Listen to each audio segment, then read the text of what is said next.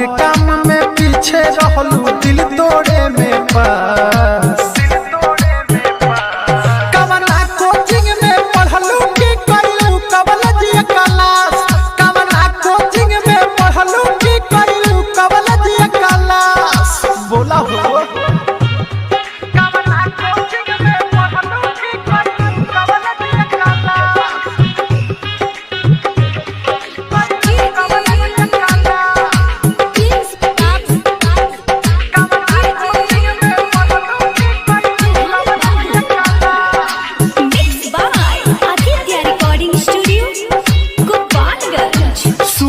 बहरू भोले बाकी मन तोहर काला हो। लाखों लइका तहरा पीछे दिल की धर्मशाला हो।